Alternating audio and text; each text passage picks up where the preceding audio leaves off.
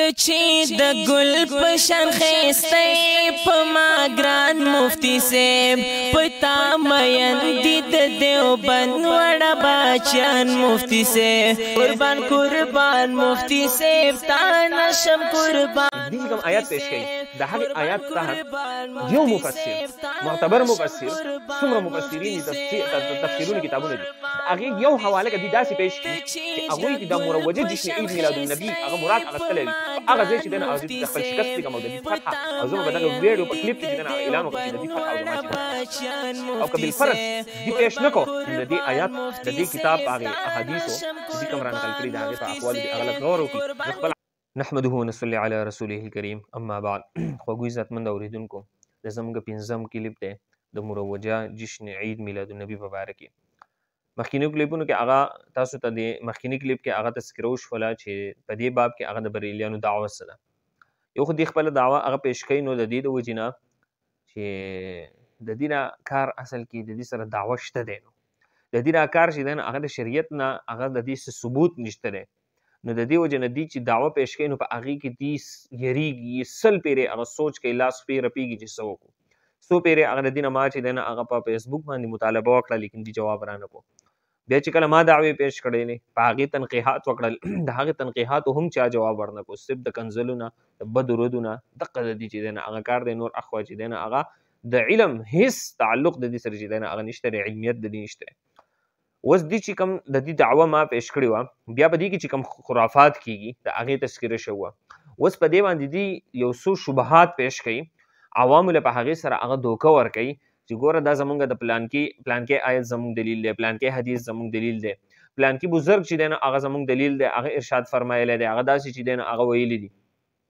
حالانکې د دې سره هېڅ دلیل نشتی دي یو څو آیتونه چې کوم په دې دلیل کې پیش کوي هغه به چې دی نه هغه ذکر کوو د هغې جواب او بیا چې کوم دي احادیث یو څو پیش کوي د هغې جواب او کوم شبهات دی چې دي د هغې جوابات به انشاءالله اوس ترتیبوار هغه ذکر کوو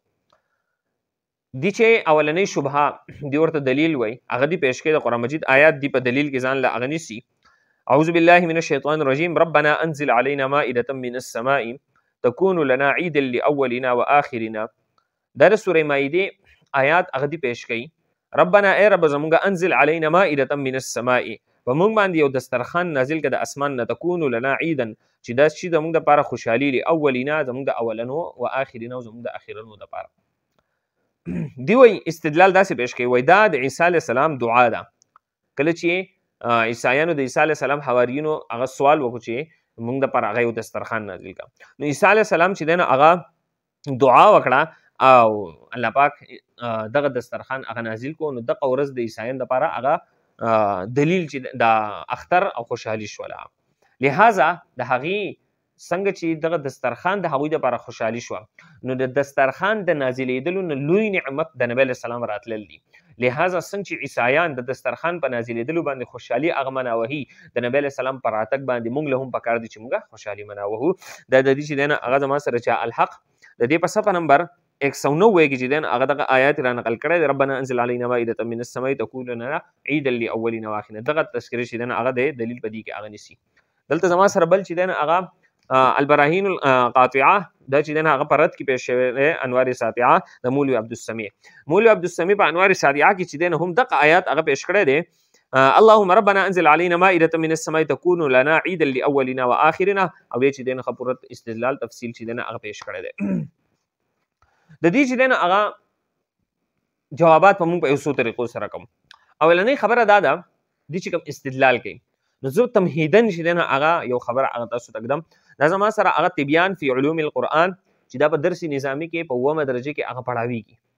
چونکې د بریلیان د دې سره څه تعلق نشته هغه د دې کتابونو نه خبر نه دي زمونږ د دیوبندیانو هغه په مدارسو کې هغه سبق وایي بیا زمونږ دیوبندیانو مشران ته چې دی نه هغه کنځل کوي او خپل داسې مشران بیا نشته دی چې د هغوی نه هغه علم زده کړي څه زده کړي او بیا زمونږ مدارسو ته چې کوم راځي نو هغه هم د علم دپاره نه راځي بلکې د فساد دپاره چې دی نه هغه راځي نور په علم څه پوهېږي نو که بالفرض دا کتاب هغو چېرته په نظر لیدلی الطبیان فی علوم القرآن دا طلبا علما ټول هغه پېژني دا په دې په صفحه نمبر 156 کې دا چې دی نه هغه 2 روایت را نقل کوي د تفسیر بالرأي په باره کې ومن قال فی القرآن برأيه فلیتبوأ مقعده من النار چا چې په قرآن کې په خپل رای سره دا نښه نشاني ما کړې ده چا چې په قرآن کې په خپل رای سره خبره وکړله فلیتبوأ مقعده من النار، د خپل ځای په جهنم کې تلاش کی. حاشیه کې لاندې چې دی نه هغه حدیث لیکلی رواه ترمذي شریف روایت دی. بل روایت چې دی نه هغه د ابو داود شریف هغه ذکر کوي وقد قال علیه السلام، او نبی علیه السلام فرمایي من قال فی القرآن برأیه، چا چې په قرآن کې په خپل رای سره خبره وکړه فاصواب او دی چې دی نه هغه د تخکاری چې صحیح یم یعنی صحیح ولې نه خو فقط اخطا د چې دی نه هغه بیا هم څه وکړه خطا وکړه غلطي وکړله. نو یو دا تمهید هغه یاد ساتئ. په دې حدیث لاندې چې دی نه هغه تفسیر قرطبي کې امام قرطبي رحمه الله لاندې چې دی نه هغه د تفصیل هغه را نقل کړی دی. قد رجح القرطبي د چې دی نه هغه لاندې بیا وایي والمرادو د دې حدیث مطلب دا دی والمرادو من قال فی القرآن قولا، چې په قرآن کې یو خبره وکړه یوافق هواه چې د هغه د خواهشاتو مطابق وي، داسې یو خبره د قرآن د آیات تحت هغه ذکر کړه. لم یأخذه عن ائمة السلف، د علماو د مخکینو سلفونه د ائمه مجتهدینو نه د مفسرین نه هغه خبره هغه قول نه را نقل شي فاصاب د بیا حق ته ورسېد په دغه خبره کې خو فقط اخطا د بیا هم خطا وکړله او د دغه بل حدیث مطابق فلیتبوأ مقعده من النار د خپل ځای په جهنم کې چې دی نه هغه تلاش کړي. د دې تمهید مقصد دا شو چې وروسته څومره آیتونه هغه ذکر کیږي، د دې دلایل دي چې کوم ځان لپاره دلایل هغه جوړ کړي دي هغه وروسته څومره ذکر کیږي دا یو فردن به ان شاء الله هغه ذکر کوم. نن کلیپ یو ذکر کوم دا هغه جوابونه ان شاء الله تک یو ما ذکر کړی دي جوابونه وکړو نور به ان شاء الله آینده کلیپونه کې کوو. په ټولو کې به دغه تمهید هغه یاد ساتئ چې دې کوم آیات پیش کړي د هغه آیات تحت یو مفسر معتبر مفسر څومره مفسرین دي تفسیرونو کتابونه دي د هغې یو حواله که دي داسې پیش کړي چې هغوی د مروجه جشن عید میلاد النبي هغه مراد اخیستلی وي په هغه ځای چې دی نه هغه د خپل شکست لیکم او د دې فتحه او زه به دغه ویډیو په کلیپ کې چې دی نه هغه اعلان وکړم چې د دې فتحه او زما چې دی نه هغه شکست چې دی نه هغه اعلان وکړم چې د دې فتحه او زما چې دی نه هغه شکست. د یو مفسر حواله دی هغه داسې پیش کړي چې هغه دغه ویلي وي چې د دې آیت تحت هغه لیکلي وي چې د دې آیت نه مراد دا دي چې نن سبا چې کوم مروجه جشن عید میلاد النبي مناوهیږي په هغې کې دا قسم خرافات د قیام پکې کېږي دوه درېږي د نبی علیه السلام وایي راتګ دی نبی علیه السلام راغی دا کم ډمې چې پکې ګډېږي دا کم چې دی نه هغه دي لیټونه لګولی دا کم جنډې چې دی نه هغه کم جلوسونه او کم خرافات چې دی نه هغه دي نن سبا هغه کوي نو د هغې ثبوت که دي د یو مفسر د حوالې نه هغه پیش کړو په داسې ځای باندې زما شکست دي ته او د دې چې دی نه هغه فتحه او که بالفرض دي پیش نه کو نو د دې آیات د دې کتاب په هغې احادیثو چې دي کوم را نقل کړي د هغې په اقوالو دي هغه لږ غور وکړي. زه خپل عوامو ته طلباو ته چې دی نه هغه دغه پیغام ورکوم چې تاسو د دې د دجل او د دوکې نه چې دی نه هغه چېرته هغې باندې دوکه نه شئ او دغه دوکه د دې مخې ته چې دی نه هغه ساتئ چېرته ستاسو مخې ته دیران نه شي او دغه دوکه دل درکړي چې یاره د دې آیت نه جشن عید میلاد النبي هغه مراد دی د دې نه مراد دی. یو د معتبر مفسر حواله پیش کړه. اول خبره هغه دغه تاسو ته ما پیش کړه چې د یو معتبر مفسر حواله دی پیش کړي د دې چې کوم آیات هغه ذکر کړو ربنا انزل علینا مائدة من السماء تكون لنا عیدا لاولنا واخرنا چې د دې آیات تحت چې دی نه هغه یو مفسر هغه دا لیکلي چې د دې نه مراد سره جشن عید میلاد النبي هغه مراد دی. دویم خبره دا ده چې دلته چې کوم عید خوشحالي ده دوی په خپله په استدلال کې وایي عیسی علیه السلام دعا وکړه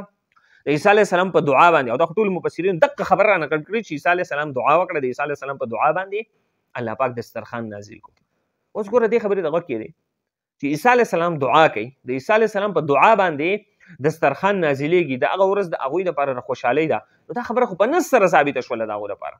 د عیسی علیه السلام په دعا سره ثابته شوه او موږ دغه خبره کوو چې یو شیز په نص سره ثابت شي په قرآن سره ثابت شي په احادیثو د پیغمبر نه هغه مروي شي د پیغمبر نه د هغې ثبوت راشي په هغې کې سره اختلاف نشته. که بالفرض ستاسو د جشن عید میلاد النبي دا د نبی علیه السلام نه داسې ثابت وي څنګه چې د عیسی علیه السلام دعا کړې ده دسترخوان نازل شوی خوشحالي راغلي دغه رنګې که نبی علیه السلام ته داسې یو حکم د الله د طرف نه راغلی یا نبی علیه السلام صحابو ته ویلي چې واقعي د دې دا مطلب دی یا د دې نو هسې نبی علیه السلام فرمایلي چې بس زما د راتګ دا ورځ دا یو خوشحالي ده یو عید دی تاسو چې دی نو هغه داسې منع وکړئ نو هغوی د نس نه ثابتو نو د نس نه که ثابت دي دلته مونږ هم منو د دې سره هېڅ نس چې دی نه هغه نشته دي. دویم خبره دا ده چې دا خبره د مخکینو امتونو ده د عیسی علیه السلام د امت ده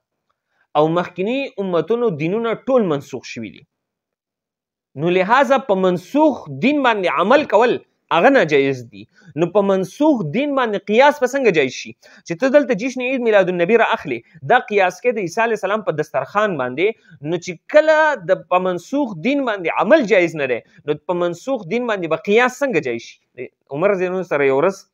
یو څو صحیفې د تورات چې دی هغه وې نبی علیه السلام چې کله ولیدو نبی علیه السلام انتهایی سخت غوسه شو. نو ګوره د نبی علیه السلام د عمر په لاس کې د تورات نسخې نه نبی علیه السلام غوسه کیږي. نو چې د تورات باندې عمل یا په مخکینو دینونو باندې عمل خو لویه خبره ده چې اوس په هغې باندې لا قیاسونه هم کوي او په هغې باندې چې دی هغه عمل کوي.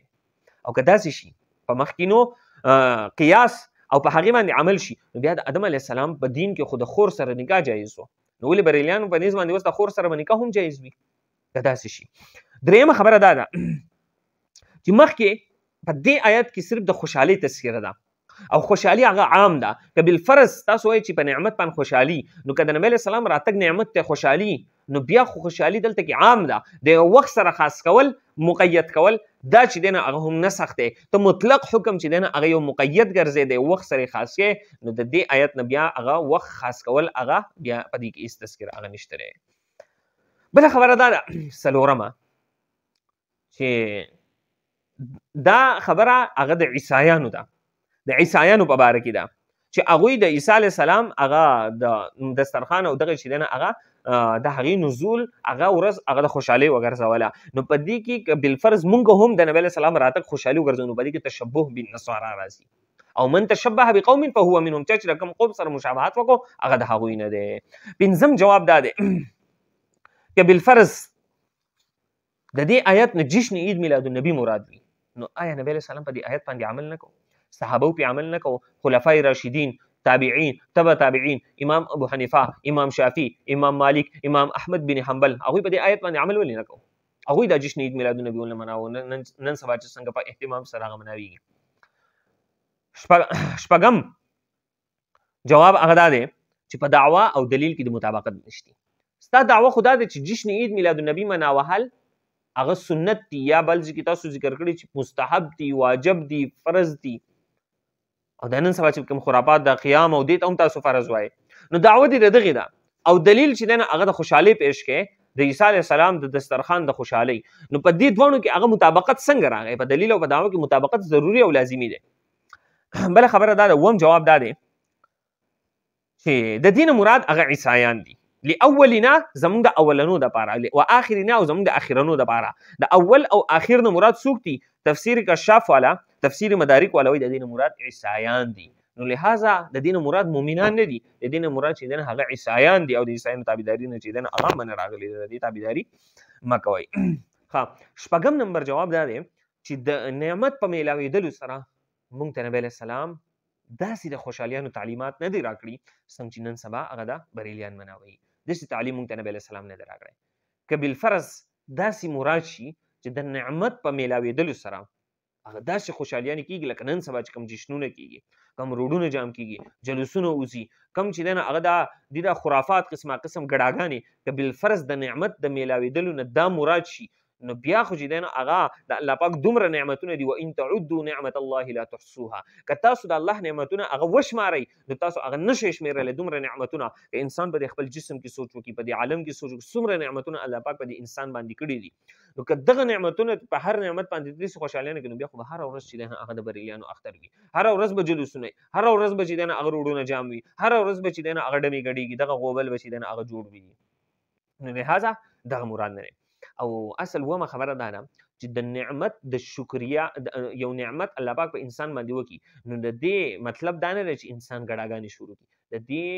مطلب دا دی چې انسان شکر وباسي شکریا ادا کړي. زمونږ دین اسلام موږ ته دغه تعلیم راکوي او حدیث کې راځي عجب لامر المؤمن د مؤمن کار ډیر عجیبه دی معامله ډیر عجیبه ده که دته تکلیف ورسي هم دی چې دی نه هغه دی کامیاب دی که دته چې دی نه هغه خوشحالي ورسي هم کامیاب دی ځکه که بالفرض دته تکلیف ورسي نو دی چې دی نه هغه صبر کوي نو دا هم د ده لپاره کامیابي ده که دته خوشحالي ورسي نو دی شکر وباسي نو دا هم د ده لپاره سره کامیابي ده. نو د خوشحالۍ میلاوېدل د دې دا مطلب نه دی چې سړی ګډاګانې شروع کړي دا خو د غیردونو طریقه ده د خوشحالېدل میلاوېدو مطلب دا دی چې سړی شکریا د خپل رب ادا کړي شکر ادا کړي. بل مطلب دا دی بله مسله جواب دا دی اتم نمبر جواب دا دی چې اصل کې الله پاک د مسلمانانو لپاره دوه اخترونه چې دنه هغه مقرر کړی دي. یو عید دا لغوي معنی ده، یو اصطلاحي معنی ده. عید لغوي معنی خو د عود نه یا په معنی ده هغه بار بار راتلو یا په معنی د خوشحالي سره راځي لغوي طور. او اصطلاحي مطلب د عید هغه د کم چې زمونږ دوه اخترونه دي، په هغه کې یو اضافي منځ وي، په هغه کې زائد تکبیرونه وي، په هغه کې خلک چې دنه هغه سحر ساختي مانځل زی او په هغه ورځ باندې روزه نیول چې دنه هغه حرام وي. دغه د دې اصطلاحي معنی عید چې دنه هغه هغه ته ویل شي. نبی صلی الله علیه وسلم چې کله مدینه ته هجرت وکړو نو انصارو د لپاره یو دوه ورځې داسې وي چې په هغه به هغوی ځان خوشحالي کوله، خپل میلې وغیره. نو نبی صلی الله علیه وسلم تاسو وکړو ما هاذان اليومان دا څو ورځې دي؟ نو هغه ورته وی چې دا زموږ د خوشحالي او زموږ د میلو وغیره ورځې دي. نبی صلی الله علیه وسلم فرمایل قد ابدلکما، الله پاک تاسو لپاره دغه ورځې بدل کړي دي، دغه ورځې نه غوره ورځې تاسو له درکړي، یوم الفطر و یوم الاضحى، یو د عید الفطر یو د عید الاضحى ورځ ده. دغه ځکه مراد اصطلاحي عید ده. دغه دوه عیدونه زموږ لپاره شریعت چې دنه هغه مقرر کړی دي. د دین علاوه لغوي تور کې دغه مراد شي نو په شریعت کې چې کله هم یو اصطلاح ذکر کیږي نو الته لغوي اصطلاح نه مراد بلکې اصطلاحي، یعنی د یو لفظ اصطلاحي معنی مراد وي. کدا شي د حج معنی اراده ده نو بیا به یو سړی اسی یو اراده کوي وي چې ما حج وکړو. د زکات معنی پاکی ده نو بیا به یو سړی اسی چې دنه اغزان پاکی وي چې ما زکات ادا کو. نو د دې دا مطلب اغه نشو. د دې کوم اصطلاحي معنی د اقا مراد ده. د قرنګ په عید کې چې کوم اصطلاحي معنی ده شرعي تور به هغه اصطلاحي معنی چې دنه هغه مراد وي او شرعي تور د هغه اطلاق په هغه باندې کیږي. د دین دوه عیدونه علاوه نبی صلی الله علیه وسلم په یو بل ورځ باندې د عید اطلاق کړی چې د جمعې ورځ ده. د دین علاوه نو ګور اصطلاحي تور دوه عیدونه وړوکی اختر لوی اختر، بیا یو ورځ نبی صلی الله علیه وسلم هغه ته د عید نوم ورکړی دی چې په هغه کې هم یو عبادت چې هغه د جمعې ورځ د خاص په هغه کې عبادت انوارات نو د هغه د لپاره نبی صلی الله علیه وسلم د عید اصطلاح هغه استعمال کړی دی. د خپل پیدایش لپاره نه دی استعمال کړی، د هجرت لپاره نه دی استعمال کړی. جنگ بدر په ورځ باندې چې کوم فتح ملو شو د هغه لپاره نو اصل کې عید وی هغه ورځ چې په هغه کې یو عبادت مکمل شي او د هغه نه پس چې دین هغه مسلمانان ته یو خوشحالي ملو شي. هغه چې دین هغه د وړو کې اختر چې کله مسلمانان د رمضان د روزو نه هغه فارغ شي د دې لپاره چې دین هغه د خوشحالي یو ورځ عید دی. کله چې مسلمانان د حج نه چې دین هغه فارغ شي د دې لپاره خوشحالي ورځ چې دین هغه یوم الاضحى ده. نو په دغه ورځ باندې هم د خوشحالي دا مطلب نه دی د عید الفطر او د عید الاضحى چې خلک روډون ته راوځي، روډونه جام کی، ګډاګانې شروع کی، بلکې الته چې دین هغه زموږ د پر شریعت یو اضافي منځ هغه مقرر کړی دی چې دا تاسو هغه کوئ او شکریا چې د خپل رب ادا کوي او نافرمانی مکوي. نو دا یو ایکسترا یو د ځان نه چې دنه هغه یو نوم ایجاد کول، جشن عید میلاد النبی هغه له نوم ورکول، هغه یو داسې خوشحالي هغه معنا وهل چې د هغه خوشحالي په دین اسلام کې هیڅ ثبوت نشته او داسې خوشحالي چې ډیر ممنوعات په بدعات باندې هغه چې دنه هغه محصور هغه راغونډ کړی شوی دا هغه خوشحالي معنا وهل او د هغه د لپاره د قران استدلال کول، د احادیثونو استدلال کول یقیني چې دا ډیر لوی دجل دی. دا د یو دجل چې دنه هغه ذکر شو ان شاء الله نور رست چې دنه هغه د دې څومره دجلونه څومره چې دنه هغه شبهات یو به چې دنه هغه ذکر کوو د هغه جوابات هغه ان شاء الله چې دنه هغه ذکر کوو. اخر دعوانا